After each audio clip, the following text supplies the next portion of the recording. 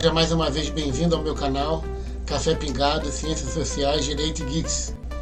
Como prometido, estamos com algumas novidades, principalmente em relação ao nosso cenário, a nossa possibilidade de transmissão que melhorou um pouco. E aí a gente está dando um upgrade no canal agora para que a gente possa aí atender, a diversos tipos de situações, de interesses, de assuntos, de temas. Então, você que não conhece, se inscreva no canal, marque o sininho, curta, deixe seu like, seus comentários. Eu já tenho tido várias informações aí de tanta gente que se afeiçoou ao canal, que está gostando do canal. Passa de mais de quase 1.300 inscritos, mais de 5.000 visualizações no conjunto de todos os vídeos. Então a gente tem dica de documentário, dica de entrevista, a gente tem aulas de direito, aula de sociologia. Agora nós vamos para um outro momento no canal. Nós vamos então, como eu falei, dar esse upgrade, dar essa nova roupagem ao canal Café Pingado. E nada mais justo do que, como eu tinha prometido, até divulguei isso, em breve, keep calm, em breve novidades, que a gente teria então essas novidades aí no canal Café Pingado. E o que acontece? Eu então entendo que a gente tenha essa possibilidade em conjunto de aprender. O aprendizado, a educação, a informação, a instrução é fundamental nos dias de hoje. E aí eu tive a ideia então de pegar esses 16 anos de estrada que eu tenho na Justiça do Trabalho para poder começar a falar um pouco mais, não só da profissão do advogado, como da questão jurídica, da questão do direito em si. E aí eu tive a ideia então de estabelecer algumas aulas, alguns momentos em que a gente pudesse abordar esses temas, esses assuntos que são tão importantes para o aluno, para a aluna de direito, seja em primeiro período, segundo, terceiro, seja no último período, para aquele bacharel que quer ingressar na profissão para conhecer um pouco melhor. Então, para ingressar na profissão não adianta, você depois que tiver o bacharelado e o diploma, necessariamente você tem que cumprir a etapa obrigatória do exame de ordem, que eu tive a honra de ter feito em 2005, e com a ajuda de um grande amigo meu, que hoje é o diretor da 24ª Vara do Trabalho do Rio de Janeiro, consegui aprovação na primeira tentativa que eu fiz do exame de ordem, mas muitos não conseguem.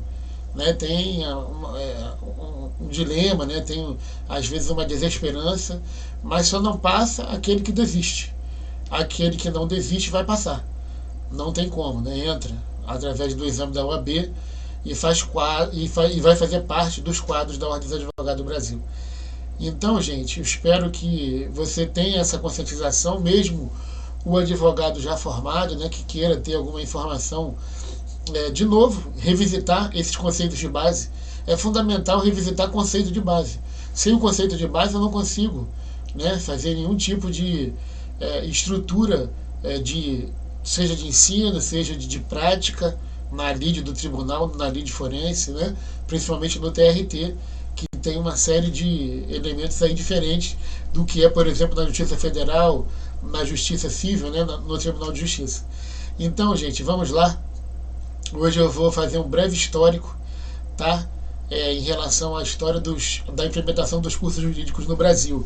E aí, como eu falei, a gente está inaugurando uma nova fase aí do canal Café Pingado, e eu vou aparecer pequenininho lá em cima, e eu vou ter para vocês aí a tela. Antes era um pouquinho mais difícil essa minha informação, que eu tinha que fazer um trabalho muito maior, mas agora, como deu um upgrade, eu posso aparecer pequenininho enquanto vou fazendo o estudo junto com vocês aí. E aí é a primeira parte do estudo jurídico no Brasil. Então vamos lá, gente, vamos para a telinha para a gente poder iniciar as nossas atividades. O ensino jurídico no Brasil, pontos da história, A citação de Machado Neto é importante para compreendermos aquele período. Povos de origem tribal em diferentes estágios culturais, todos eles beirando, porém, o neolítico, despossuídos por completo de uma regulação igualmente jurídica, mas antes dominados pelo império da norma indiferenciada de cunho sagrado. Era, pois, o dinheiro português que deveria construir a base de nosso direito nacional sem maiores competições. Também no âmbito jurídico temos aqui mais uma ocupação do que uma conquista. Isso está em Machado Neto, é uma obra de 1979, na página 311. E aí, vamos lá, para o próximo slide. Nesse contexto, confirma-se a grande influência do direito português na formação jurídica brasileira, não sendo obra de evolução gradual e de experiência grupal, como ocorreu com o direito em povos mais antigos. Pelo contrário, aqui não se respeitou as demais etnias, negros e índios, de forma que o modelo jurídico e, consequentemente, o direito foram impostos nos moldes portugueses, sem representar de fato os interesses do bem comum da coletividade. Wolkmer coloca que, durante os 2 primeiros séculos de decolonização, foram marcados pelos princípios e diretrizes do direito português, forasteiro, que segregava e era discricionário com relação à própria população nativa, revelando, mais do que nunca, as intenções e o comprometimento da estrutura elitista do poder. E aí tem a citação dele. No Brasil colônia, a população não dispunha de nenhum modelo de atenção à saúde e também não havia um interesse por parte de Portugal em criá-lo. Com a vinda da família real para o Brasil, a corte portuguesa fora transferida para o Rio de Janeiro, tornando-se necessária a quem governava a criação de uma organização sanitária, além de meios que viabilizassem a segurança da corte. Com o intuito de proteger a própria corte, Dom João VI funda na Bahia, em 1808, o colégio médico, criado inclusive tardiamente, se compararmos com os países que foram colonizados pela Espanha, que nesse mesmo período já possuíam várias universidades. Gente, então só para poder contextualizar, e eu sempre tenho dito isso, desde as minhas primeiras aulas lá, a questão do direito autoral. Então, essa aula minha é baseada, e eu tenho como referência, já botei aí embaixo, da autora Rita de Cássia Fagundes, O Ensino Jurídico e o Exame de Ordem, uma história de dilemas e desafios, tá? Então a gente tem que sempre prestar atenção nessa questão do direito autoral, que é fundamental e importantíssimo para nós. Então vamos para o próximo slide. Diante das modificações ocorridas no mundo, principalmente ao que se refere à produção, Portugal precisava se modernizar justamente com sua principal colônia, a brasileira. Para acompanhar os avanços de países como a Inglaterra, era preciso que Portugal passasse da etapa mercantil para a industrial. Como medida dessa política, o então rei de Portugal nomeou como ministro o Marquês de Pombal, objetivando que este contribuísse expressivamente para recuperar a economia e modernizar a cultura portuguesa, na busca das transformações almejadas pelo rei. Entre as mudanças necessárias, constava a necessidade de reformas no âmbito educacional, cabendo à coroa a instalação de um novo sistema de ensino. Nesse período, quem tinha condições de custear um curso superior ia para a Europa, especialmente para Coimbra. Era fundamental que os filhos das elites estudassem, e o curso mais recomendado era o de Direito, pois o país precisava de quadros para a vida pública. É importante que a gente reflita, na estrutura da implementação jurídica inicial, original, que foi implementada no país com a vinda da família real. Então vocês vão ter que estudar um pouquinho mais aprofundadamente. Quem esqueceu, quem não esqueceu, dê uma nova olhada. Ordenações filipinas, ordenações afoncinas, ordenações manuelinas, ou seja, direito estrangeiro que era implementado na estrutura do Brasil, na estrutura de uma economia profundamente arcaica ainda, pré-agrícola, e ainda com uma utilização da mão de obra escrava que era absurda, mesmo depois da abolição da escravatura, com a assinatura da Lei Áurea pela Princesa Isabel, nós sabemos que havia uma dificuldade, e há, infelizmente até hoje, uma dificuldade muito grande quanto a esse acolhimento do direito do trabalhador, do direito civil em si também. É muito complicado isso tudo, que aí é uma questão que depois a gente pode fazer uma análise sociológica, que o canal também analisa ciências sociais.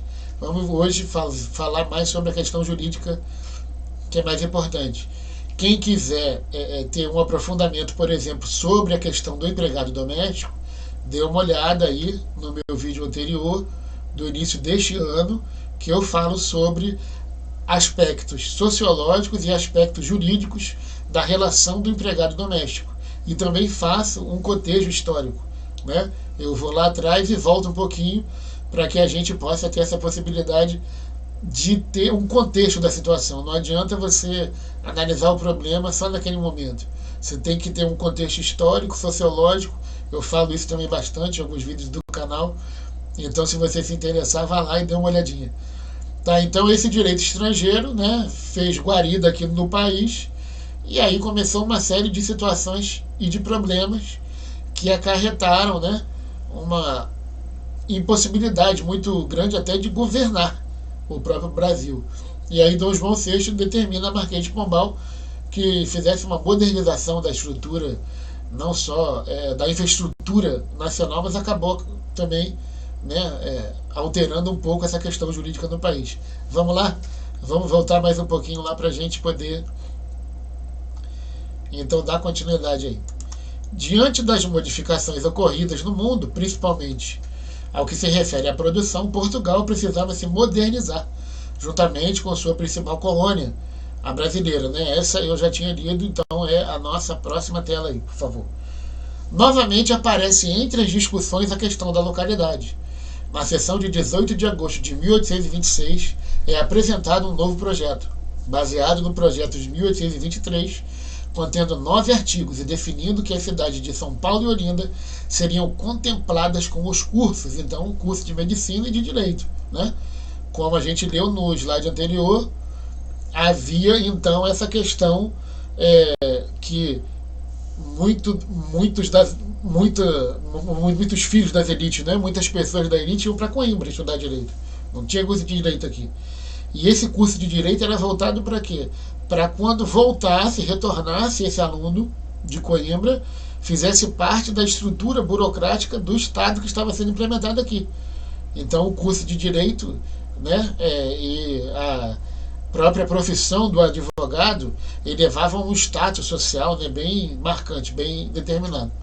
Então vamos voltar ali para nossa telinha.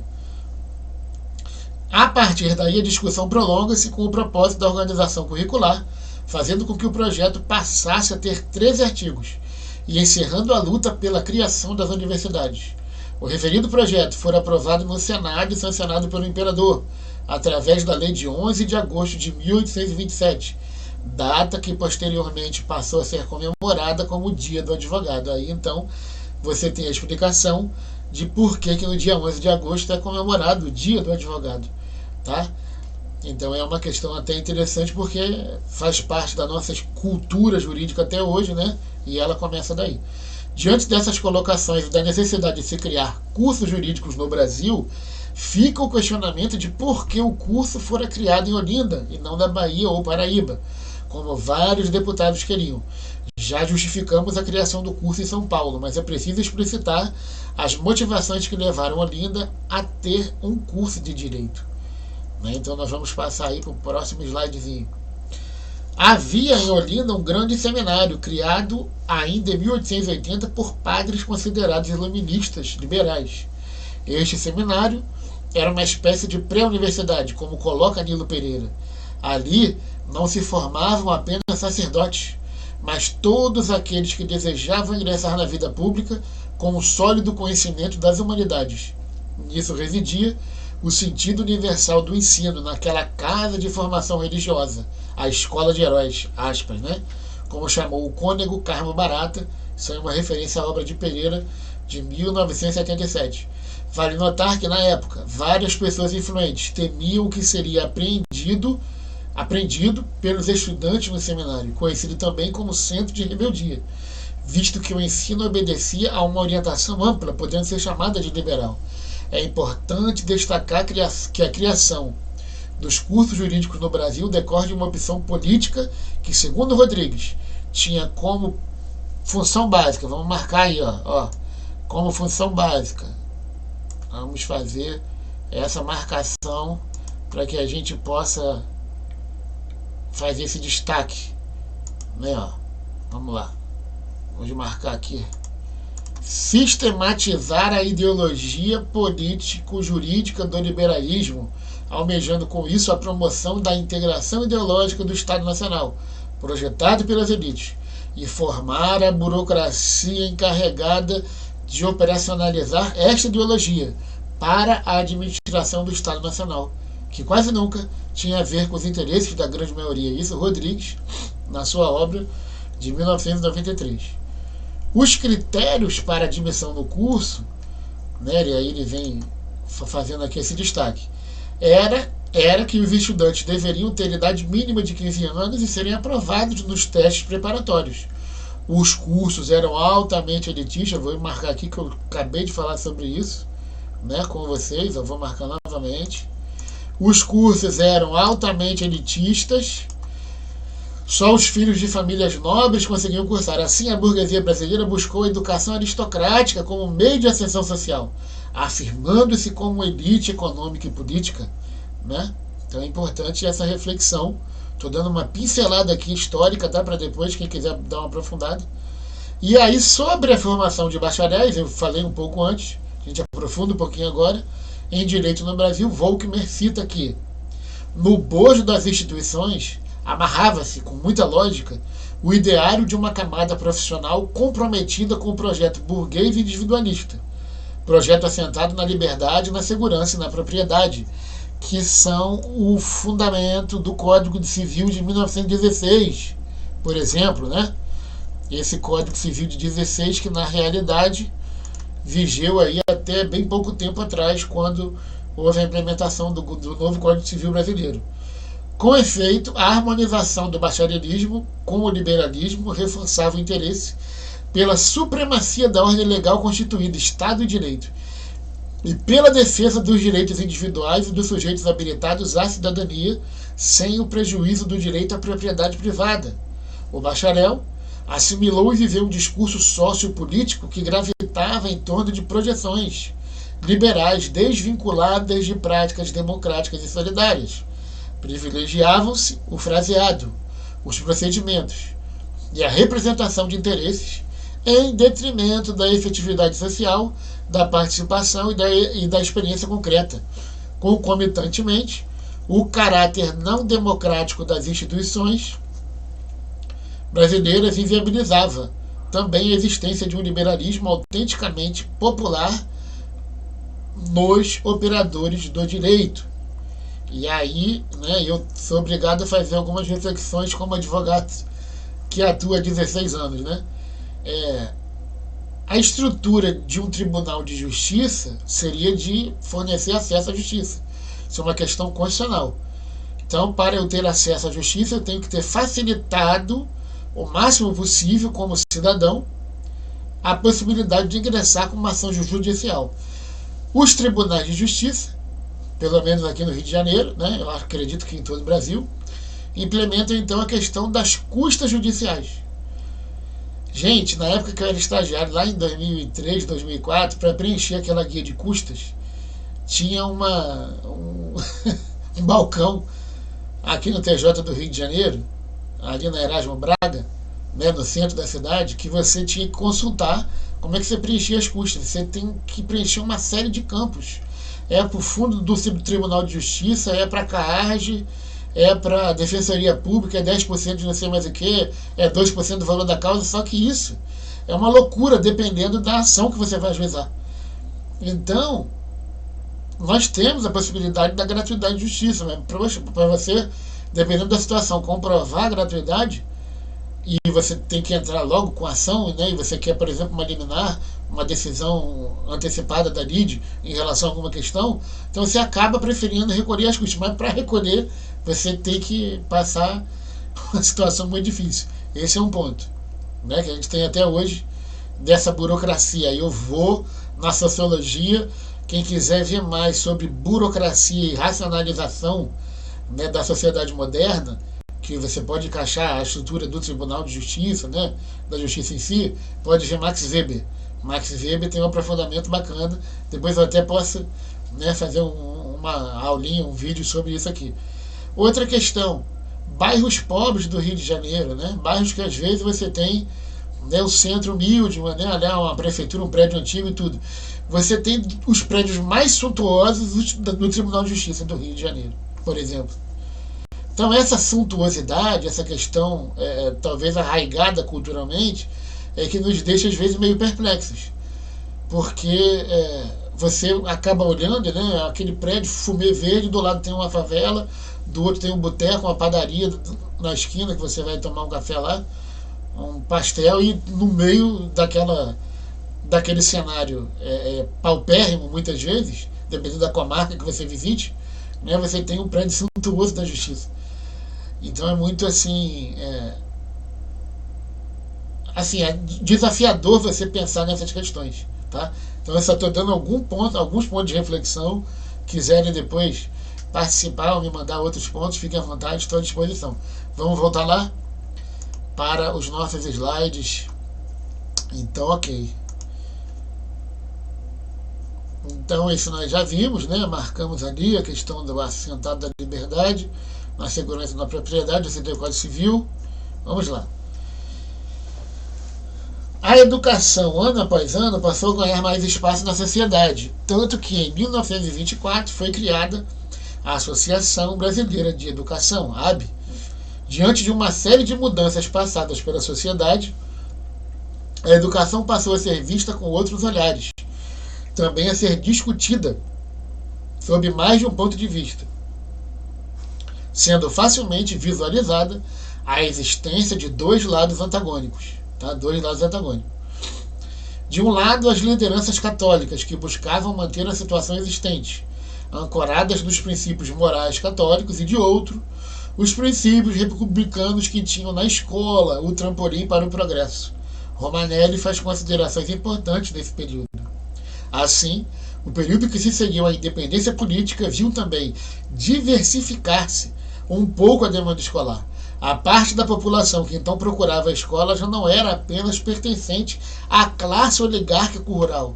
A esta, aos poucos, se somava a pequena camada intermediária, que desde cedo percebeu o valor da escola como instrumento de ascensão social.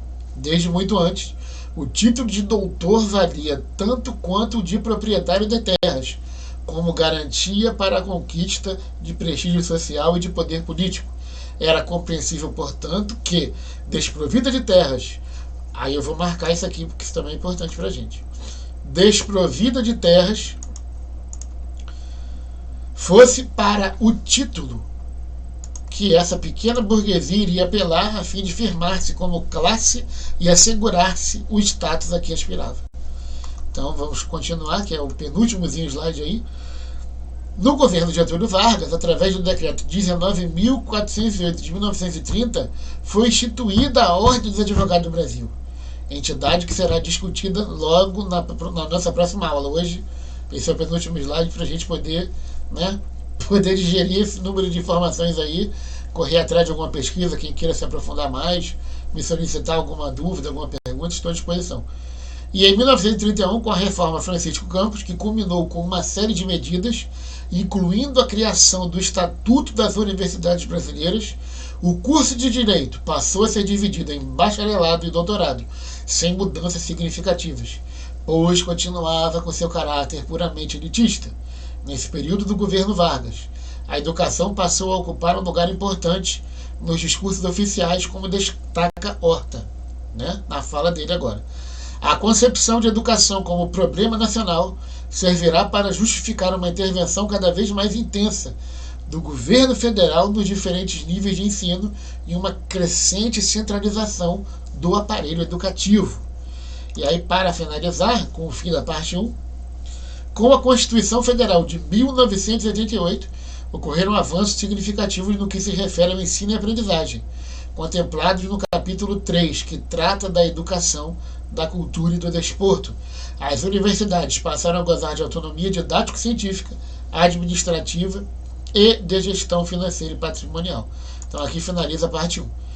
Eu tenho um breve comentário para fazer, só para a gente poder encerrar, né, essa nossa aula de hoje. Então, gente, a questão jurídica do direito em si, ela é muito importante, né, muito adequada de analisar quando teve o boom, a explosão das instituições, né, seja centro universitário, seja universidade, seja faculdade de direito. Por quê? Porque isso acarretou uma diversificação muito grande, não só no ensino, quanto na aplicação, né, através até dos escritórios de prática jurídica que você é obrigado a vivenciar e a experienciar. Mas muitos alunos, né, a maior parte deles, não conseguem sair da faculdade de Direito com a questão da prática, que é fundamental. Eu tenho que fazer, né, um alinhamento fino da prática com a teoria. Por quê? Porque muitas vezes até as questões do exame de ordem, é engraçado isso, né, exigiria que você tivesse alguma prática para responder aquela questão. Então, eu acho fundamental, né, que nós tenhamos uma proposta de aliar a teoria do exame de ordem, que é muito importante, que é fundamental, principalmente direito e processo do trabalho, com a questão prática do dia a dia da lide forense. Né? E isso eu falo para todos os advogados, mas a minha especialidade é advocacia trabalhista, né? E alguma coisa de previdenciário que eu também tenho algum domínio.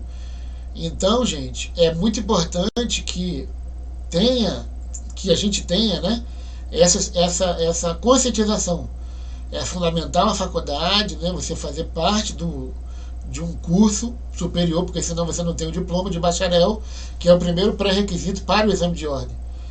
E entender que, em virtude dessa história que eu acabei de narrar, houve uma pulverização muito grande, não só dos professores, dos processos de ensino, dos procedimentos de avaliação, da aplicação de notas. Isso atinge de forma brutal as pessoas que trabalham, por exemplo, e estudam. Quem trabalha e estuda é uma covardia, porque às vezes não tem aquele tempo que uma pessoa que só estuda, que tem, né, uma possibilidade já de estudar 6, 7, 8 horas por dia, tem para fazer o exame de ordem, por exemplo.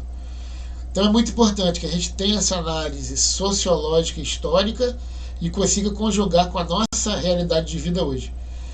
E não desista. Né? Jamais desista do seu sonho, jamais desista, né, de uma visão positiva e de ganho na sua vida. Que você vai ter essa possibilidade de não só ingressar na Ordem dos Advogados do Brasil, como também ser meu colega, que vai ser uma honra tê-lo como colega. Um grande abraço, muito obrigado pela atenção. Não esquece do café pingado no final, né, ou durante aí a aula também. Tome seu cafezinho pingado. Obrigado por tudo de bom. Um abraço.